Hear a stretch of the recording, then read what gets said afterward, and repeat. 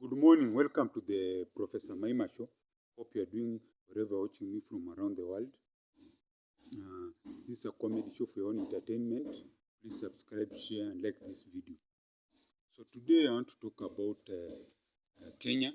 Most Kenyans are angry because we have a president who promised a lot and has delivered very little.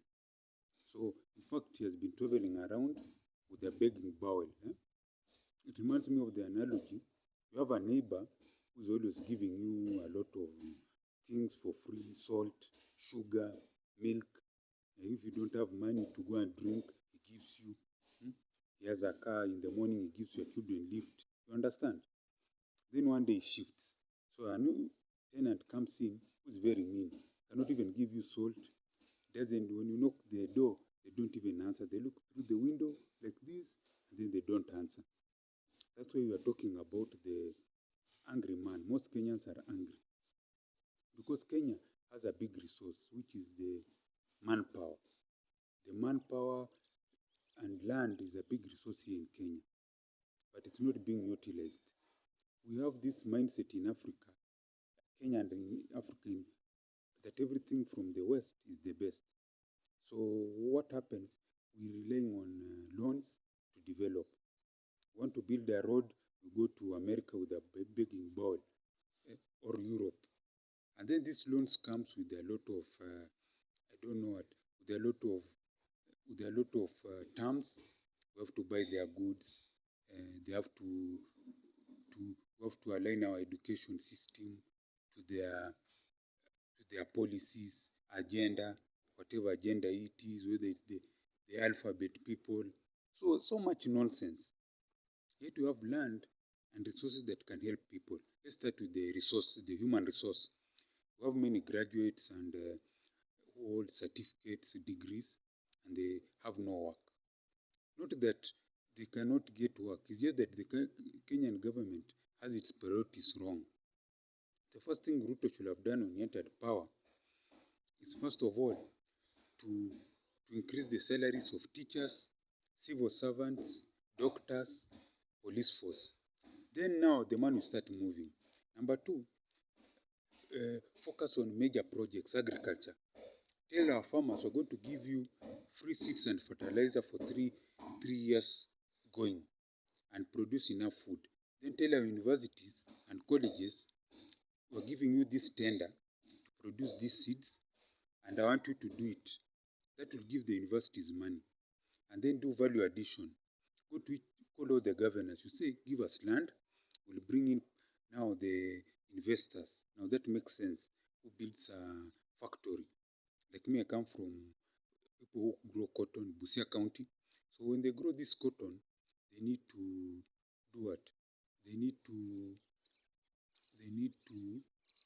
do value addition. So the factory has been by a private person. They'll create employment for these young Gen Zs.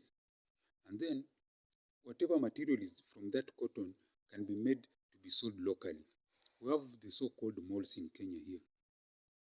You'll be surprised, majority are just empty. You just have, how do you buy a shirt for, I saw a shirt for 10,000 Kenya shillings. That's the salary that a person gets in Nairobi. Who will buy such a shirt? You're so stupid. Let's produce our local markets, clothes, trousers, then put them at even a minimum of $10 average price. Kenyans will buy because it will be quality, and people want quality, not these imported things. You know, most Kenyans, we wear second-hand clothes. We're a Mutumba country. We drive second-hand vehicles. We wear second-hand clothes, and even beyond wonders, we wear second-class inner clothes, underwear. Imagine our ladies wear those things, undergarments. We drive second-hand vehicles. We wear second-hand clothes, and we wear second-hand garments, which carry all the bed bugs and fleas. Why? Because people don't have funds to even buy new clothes. I was talking with a gentleman in the Matatu. Here we have vans. Even don't have buses. We killed our bus system. How stupid we are. That's why I'm talking about the angry man. So now, this gentleman was telling me the things are difficult for him. and his family, that even he has not bought new clothes for over 2 years. So what he was not telling me, he wears second-hand clothes, which go for $1 or $2. Clothes from America, people have thrown away those clothes, what we are wearing. Because not that Kenyans just like all the things, because you cannot afford. If you cannot afford food on your table, how will you wear new clothes? That's what I'm talking about, the angry man. So we have this resource of that is not being used. If they do what I've said, and I should be charging this advice to the President of Kenya, President William Samoei Ruto, I'm giving you solutions to Kenyans' problems. My bill is $1 million, 100 million Kenya shillings for what I'm doing consultancy. This is free consultancy. You hire people, pay them a lot, and they're stupid. Yes. So invest in agriculture. Let farmers get free seeds and fertilizers for 3 years. When there's enough food, they do value addition so that now people get jobs, food is cheap. Then this SGR, make it into an electric train that goes from Mombasa through Nairobi to Kampala. Talk to a good uncle, I call him Uncle M7. You know, our Uncle M7, they know him. Tell him to bring his train to Kenya, and we'll bring our train, they meet at the border. And then tell our aunt, Suluhu of Tanzania, to bring her train to come to Kenya and also to go to Uganda. And tell our big uncle, Kagame, to also bring his train to join the system, so that you can move the train from Mombasa to Kampala to Kigali to Dar es Salaam. That's step one. Step two, let have an East African passport. That if you have a passport and you are from Kenya, no checking at the borders, borderless. Maybe if someone is from abroad, they can be checked. But let's have a borderless state, East Africa, Kenya, Uganda, Tanzania, Rwanda, even Burundi. Within 5 years, Kenya will be East Africa will be a middle income country. Because to me, East Africa should be one country. We are too small to be independent states. You can have our independent politics, but in terms of landmass, Kenya, Uganda, Tanzania, Rwanda, Burundi should be one country with a common passport. So these things that if I'm from Kenya, I go to the Uganda border, stay for 6 hours, being asked stupid questions should end. Once I have the East African passport, the only thing they check at the border are illegal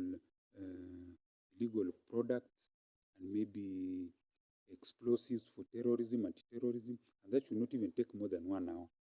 So that will mean things are moving. Minimum 1 hour. They have already done security checks. They have checked everything, vehicles are going. So in a day, in fact, 1 hour is too long. We have technology. Within half an hour, you reach at the border, they're checking those passports, they're scanning. Within 10 minutes, they're checking the vehicle for illegal goods, what.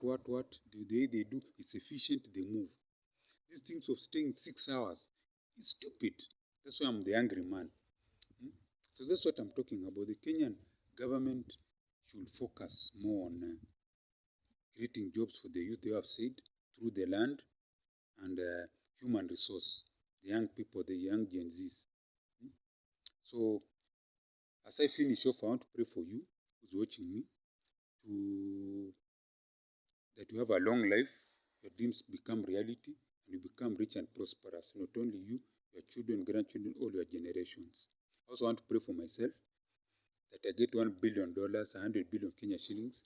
I build one of the biggest technological universities in Kenya to train future entrepreneurs to produce a product that is wanted here in Kenya, Africa, worldwide, and to earn money for the country, and also to create jobs for the young people, the young Gen Zs. They need jobs.